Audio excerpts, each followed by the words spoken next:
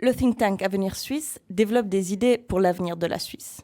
La plus récente étude du laboratoire d'idées est consacrée au financement de l'enseignement supérieur en Suisse. Afin d'en savoir plus sur l'analyse et le paiement rétroactif des frais d'études, nous avons posé 5 questions à l'auteur.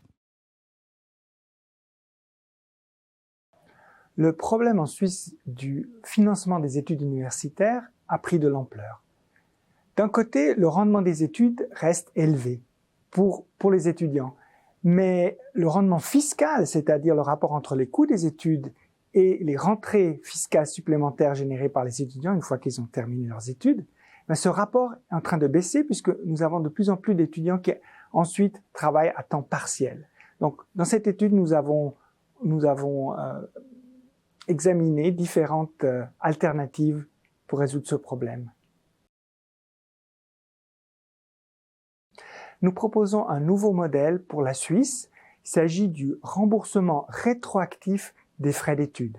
Tout étudiant recevrait un prêt de l'État qu'il repaierait ensuite, une fois les études terminées, à partir d'un certain niveau de salaire.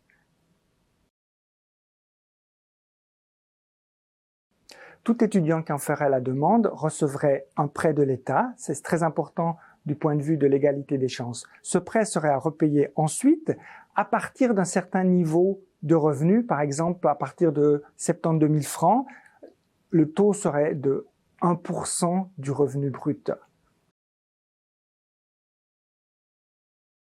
Dans une simulation, nous montrons que même les étudiants qui gagnent après leurs études des salaires assez bas repaieraient les prêts accordés dans leur entièreté, avant la retraite.